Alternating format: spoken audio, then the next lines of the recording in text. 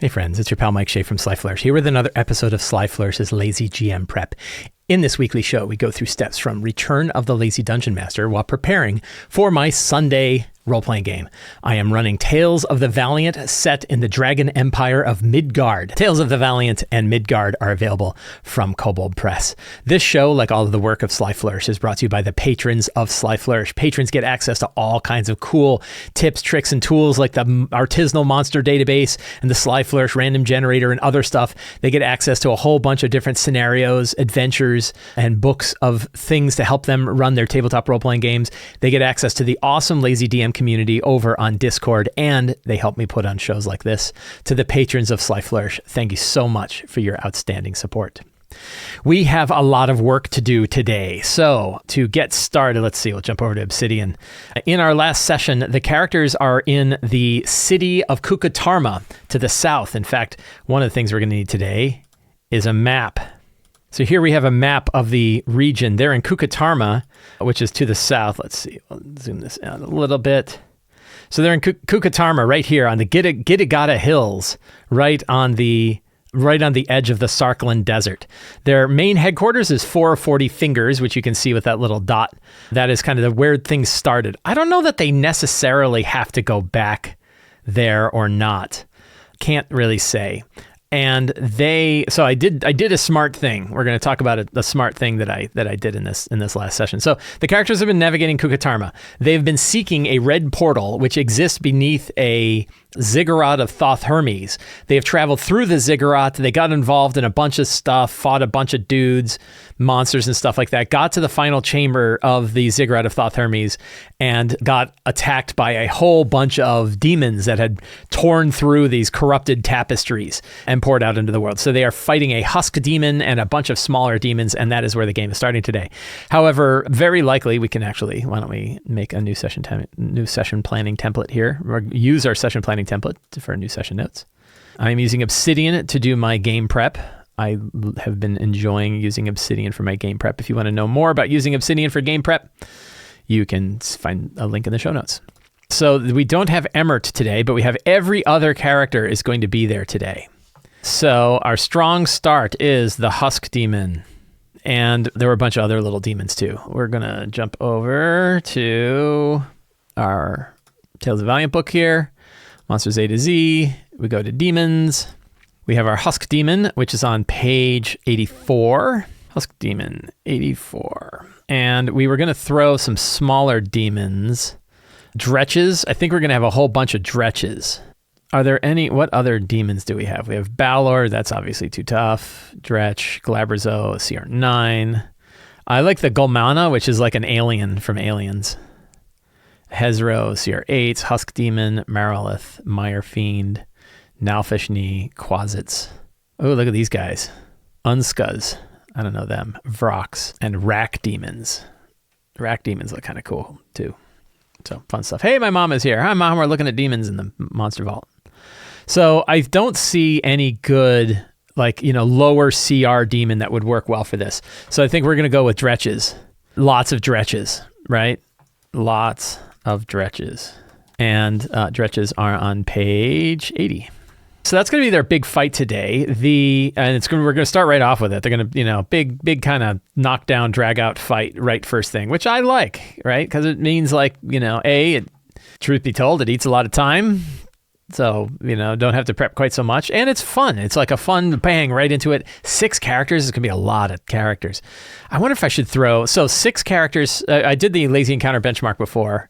We'll do it now too. I'll just throw it on my monsters. LEB. So it's 6, right? I already know it because it's 6 4th level characters. So you add it all together and that's 24, right? 6, 12, 18, 24 divided by 4 is 6, right? So very easy.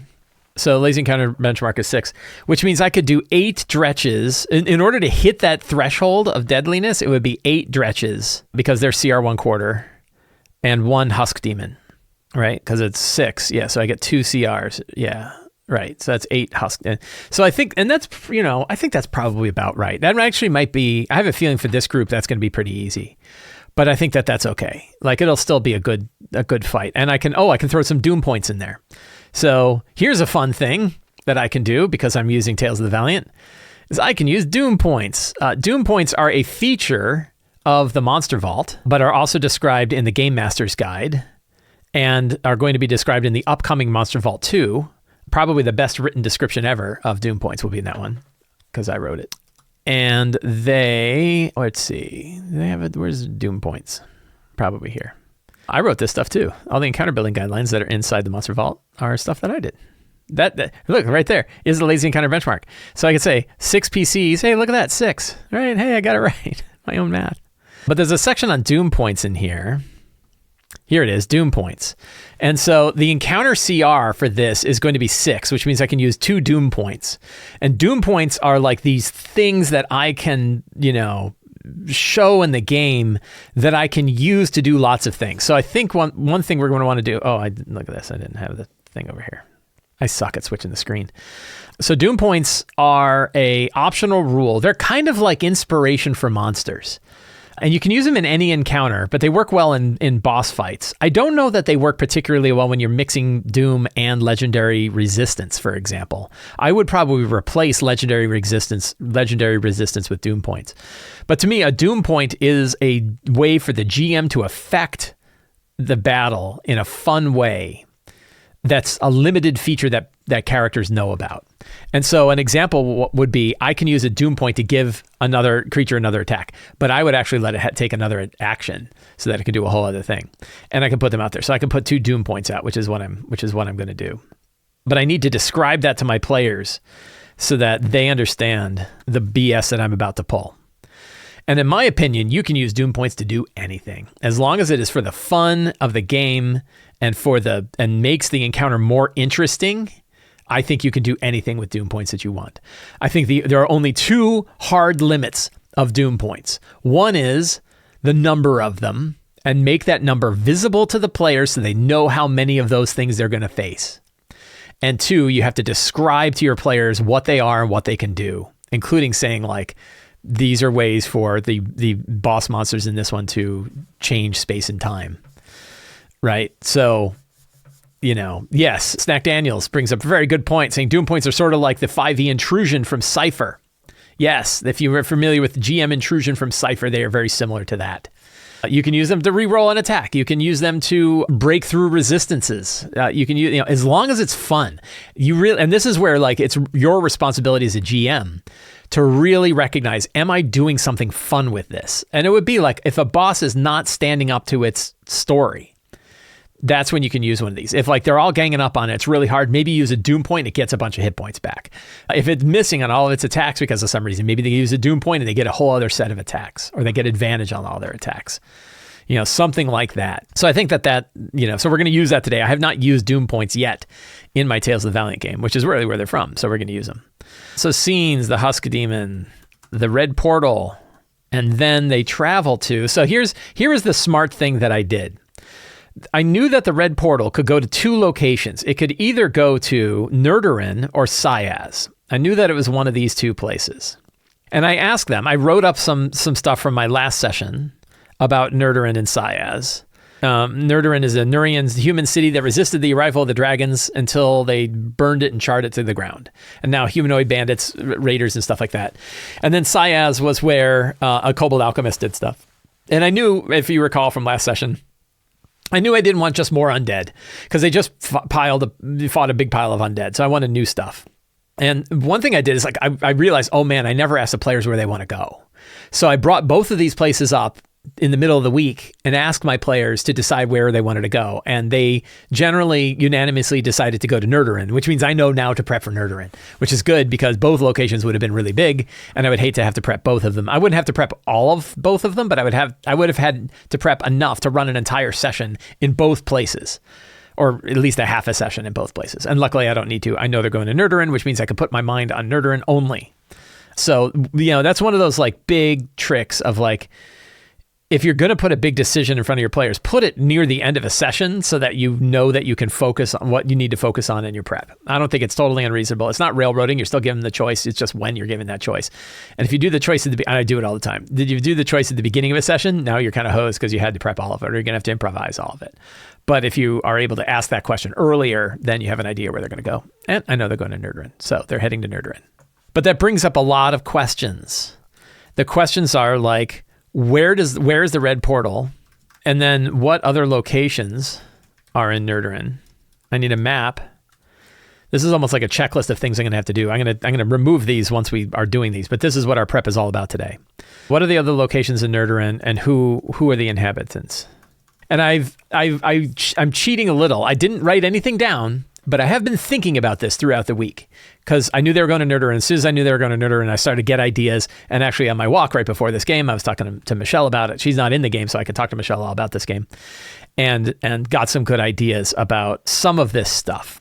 So I don't think there's anything special I need to prep for the red portal. They have to use the key, and I think it will tear away, like they'll have to use Arcana checks to open the portal, losing hit dice on failures, because it's going to be like shredding their bodies while they're trying to get into the key, because it's using a big spiky puzzle box like out of Hellraiser. So that's cool. But where? So what do we know about Nerderin? We know we're going to grab that other place. It's Nurian, which means that it's from the people of Nurian Natal. So we probably could use a Nurian god, which would be like a god of the Southlands. So we have our faction list, and we have our southern gods. We have 20 of them. Whoops. I need a dice roller. Actually, we can do it in the other window over here. Go to my dice roller, slyflourish.com/dice. Absolutely free. CC0. Download it. Do whatever you want. We have such sights to show you.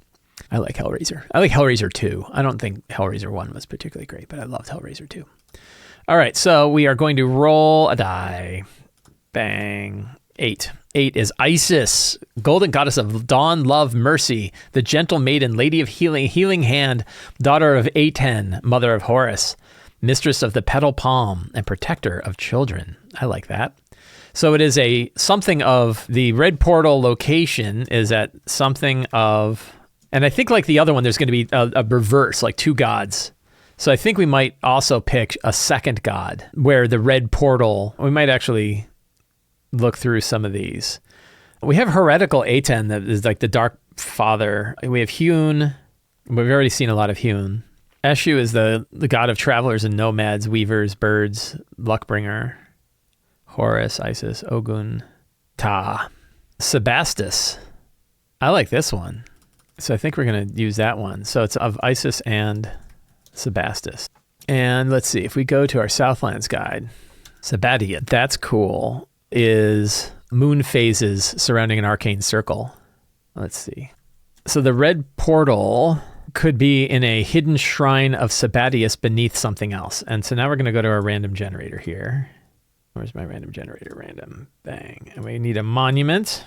We'd probably need a location, right? A monastery? I think a monastery would be cool. A shrine beneath a monastery, right? Fantastic locations. The monastery of Isis and the shrine of Sabadius. And that's the location of the red portal. Cool.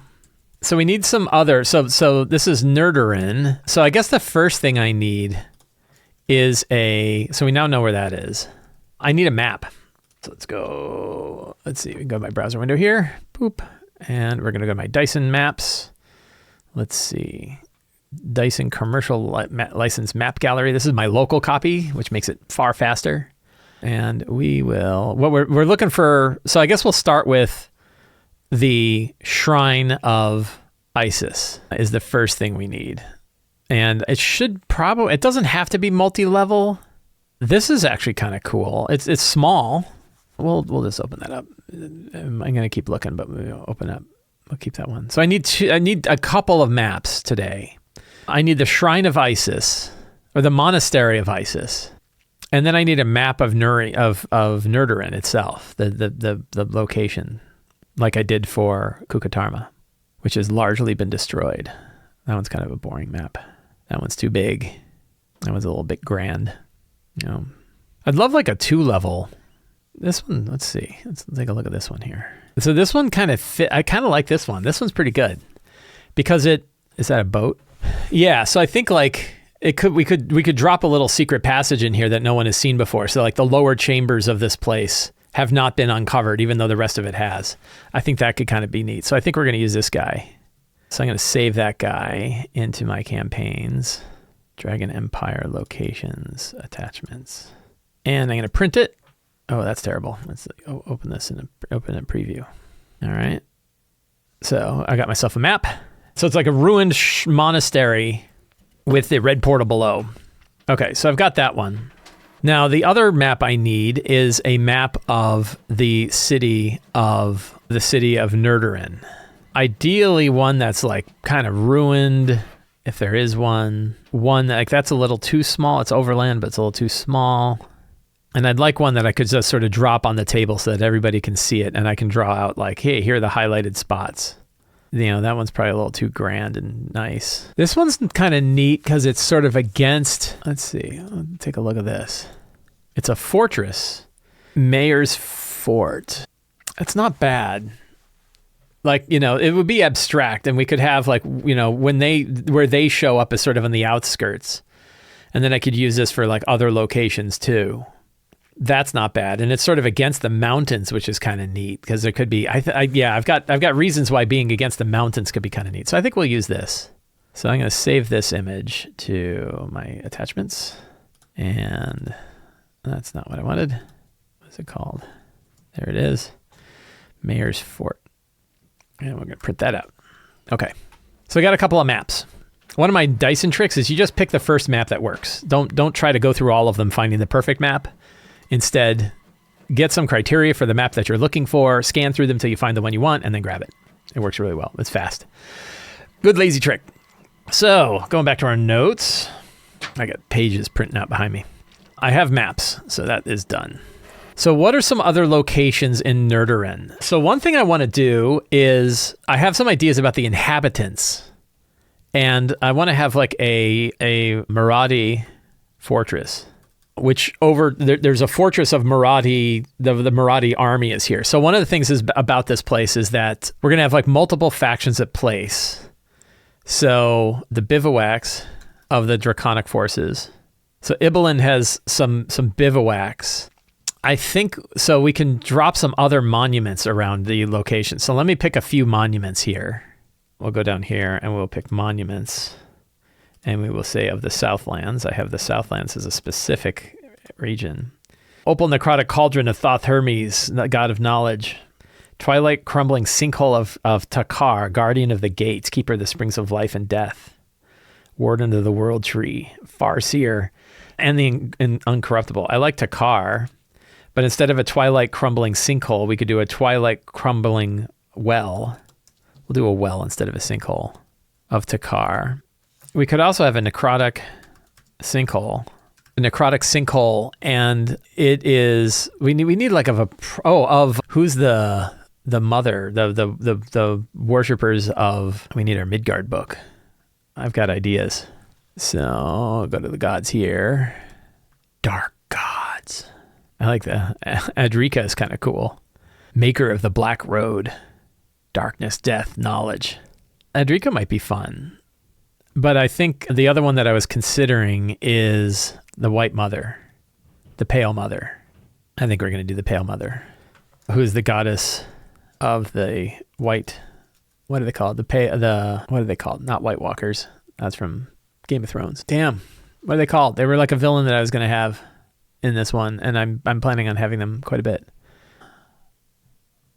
Are they in the south? Yeah, let's go to the Southland section here, because I know they talk about them there.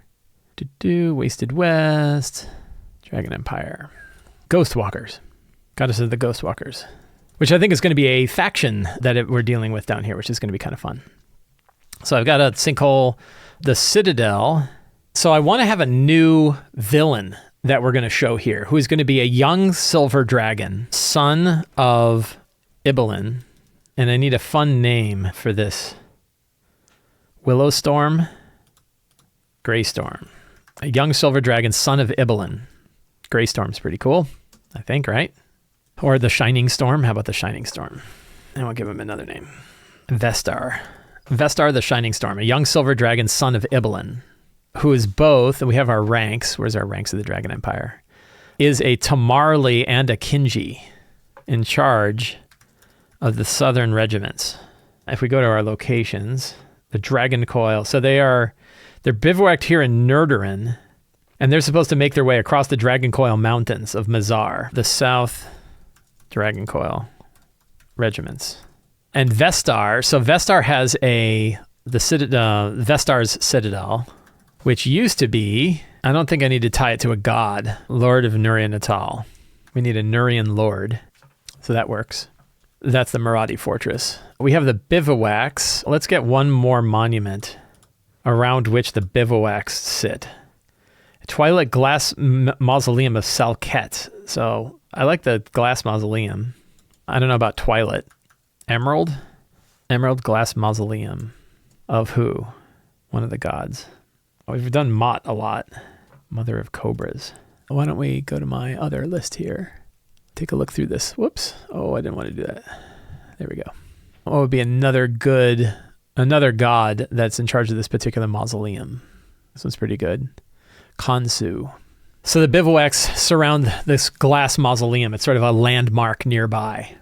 So I think that can work. So I've got a bunch of locations. Okay, we're set there. Now, inhabitants. So I want to have a few separate inhabitants. We can put them in NPCs. We could stick them up here. You can put them in secrets and clues. So why don't we this is a big secret. So I want to have 2 rival gangs, and I want an NPC for one of these. So I'm going to drop in and go right to an NPC. Melsoon Graveheart. I like that. And she is what is she?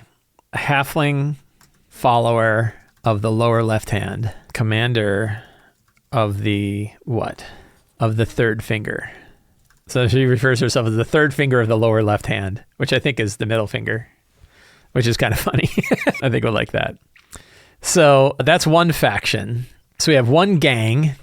We have another gang who are worse. They're bad folks. Or could they be the Salket, like followers of Salket? I don't know. The Wajet, Mother of Cobras, seer to the gods, guardian of Subek. I kind of like this one. A follower of Digi, Huey Cloud Cleaver. Whoops. I don't want to do it there. I don't like Huey though. Amet Cloud Cleaver. Greedy human of Digi, who's a mask of the world serpent. And what would they be known as? The Fangs of Digi. DJYY. They're bad bandits. Lower left hand are friendly bandits because our characters are kind of affiliated with the lower left hand. Then we have the Ghostwalkers of the Pale Mother. They're here. Then we have the Akinji which are the warrior folk, the warrior caste of Southern Dragon Coil, allied with Ibelin the Illustrious. I can't spell illustrious. Did I spell it right? I can't believe I spelled it right. So we have 4 factions at play here, which I think can work. I think we'll add a 5th, which would be a mercenary company. Let's go back to my factions here. Probably not of a god. We could do another god. Mammon would be great. The sharpened coin of Mammon. A mercenary company. Allied with. Bound to Mammon. Does the sharpened coin sound like a cool mercenary company? It's fitting. So I think that can work. So that's a 5th faction. So we got 5 factions going on. I need who's the head of the sharpened coin. Athon, Iron Chest, Orc, Mercenary, leader of the Sharpened Coin. Amet Cloud Cleaver is the leader of the Fangs of Digi. And Melsoon Graveheart is the halfling follower of the lower left hand, commander of the third finger. Okay. That's a lot of factions. Is that everybody I needed? I think, yeah, because we don't really have NPCs of the Ghostwalkers. So I think we're good on NPCs. I want to drop another follower of the third finger. Navar, Red Whisper, Scout, Leader, Finger. She's probably the one the characters will run into early on. That way I have an NPC that they can run into early on and get that connection. So that is good. So secrets and clues. I've already got a few of these like god kind of secrets here, but let's see. I'm going to throw some at the top because I think they might be more important. So the regiments of the Southern Dragon Coil armies are bivouacked. I can't spell bivouacked. Outside of the citadel of Nerdurin, a silver dragon, son of Ibelin, named, and this is a NPC I need to drop in, Vestar. Oh, I already have it. Named Vestar the Shining Storm, commands them. The battles against and this is something that I had in the last session, so let me take this here. I think one of my characters had the secret. Yeah, here we go. Ibelin the Illustrious is heavily engaged and currently holding Krypton and Rumela, and it's costly. So the battles against, let's see. Another secret is that Ibelin has reluctantly hired the services of the Sharpened Coins mercenaries to augment their forces in the north, in Northern Dragon's Coil. People whisper of cannibalistic humanoids painted pale skin, have been kidnapping, devouring wanderers around the city. The Akinji outlawed any discussion of these attacks, blaming it on bandits. Any other secrets that I need? 2, 3, 4, 5, 6, 7, 8, 9, 10. Do I have enough? Do I have everything I kind of need to fill out these locations? There's a lot going on in this place. Arrival in Nerdurin and we are at the Monastery of Isis in the Shrine of Sabatus beneath the Monastery of Isis. Okay. I don't have any monsters. That's a bummer. I don't have any treasure. Let's whip up treasure. Treasure's super easy. I'm going to go my treasure thing. 1 to 4. Oh, they're going to hit 5th level, so we're going to drop a nice big treasure hoard on them. Ooh, +2 Abyssal Shadowy Short Sword. Are they ready for a +2 sword? That's pretty good. That's a really good one. So what can this Shadowy Short Sword do? How about Misty Step? From one shadow to another once a day. And it's a +2 short sword. It's pretty good. Is that OP? Should I make it +1? Because they just are getting 5th. I'm gonna make it +1. Undead Unhallowed Sphere. We probably only need Unhallowed. That casts Commune with Nature. I don't know if that's a spell I really want. A Divine String of Beads that casts Locate Object. That one's pretty cool. The Spell Scroll of Wall of Fire would be good. We'll give them that. But instead of Commune with Nature, what would be another fun spell? Unhallowed Sphere that casts Chain Lightning. That one's pretty good. Powerful item. Let's see, we were looking at maps. Where'd my maps go?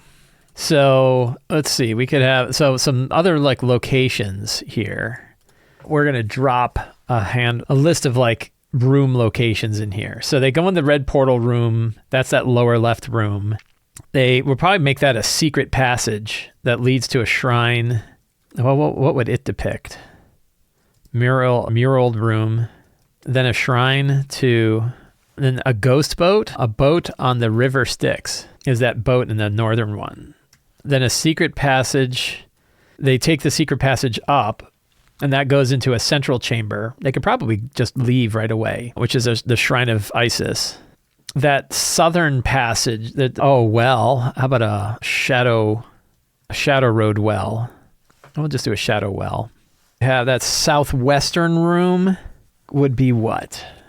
We got we got like 3 other chambers. High Priest's Shrine. Oh, let's see, meditation chambers, since this is a monastery, right? And then we have like a looted library and a looted treasure vault. Yeah, cool. So that kind of fills out that whole dungeon sort of area. That gives me enough to like improvise those rooms. I don't really have to fill it out. Some interesting creatures. So I'd like to have some creatures for them to potentially face here. So we're going to go to the Game Master's Guide has encounters, and we'll go to random encounter tables. And let's see, probably not Arctic. Potentially Badlands, and we're going to go with like a tier 2. So let's see, where's my dice roller?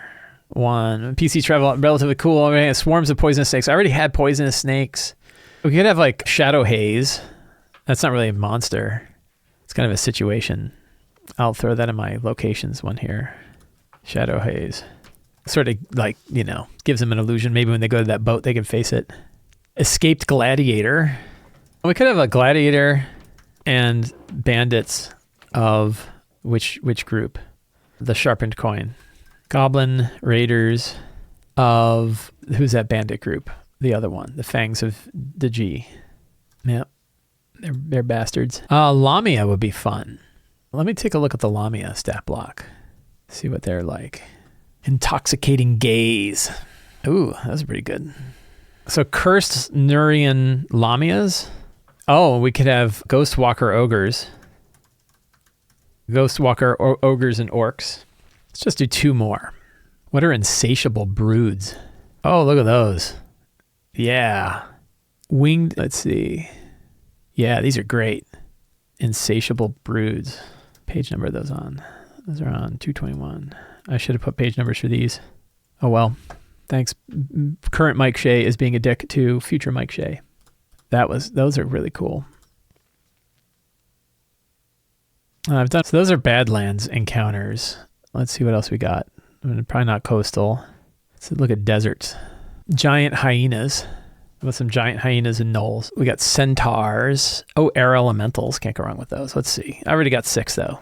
I fought blood-gorged hyenas. All right, so that's like 6 different encounters that I've got there. So I've got some monsters. I think I'm all set. This is all good. I got everything I need. I'm ready. I feel good. That's the thing. Do you feel good about your prep? That's really what we're talking about. Friends, I want to thank all of you for hanging out with me today while we prepped for my game. If you enjoyed this show and you want to see more stuff like this, please consider subscribing to the Sly Flourish newsletter. It's absolutely free to sign up. You get a free adventure generator for signing up, and you get a weekly RPG-related article sent to your inbox every week from me. Absolutely free. Link is in the show notes. You can also support me directly by becoming a patron of Sly Flourish. Patrons get access to all kinds of tips, tricks, tools, supplements, adventures, and awesome stuff, and access to our Discord server. Patrons help me put on shows like this, and it's a great way to support me directly. Or you can pick up any of my books at the Sly Flourish bookstore, including Return of the Lazy Dungeon Master, the Lazy DM's Workbook, Forge of Foes, City of Arches, and others. All of the links for those are in the show notes. Thank you so much. Have a great day, and get out there and play an RPG.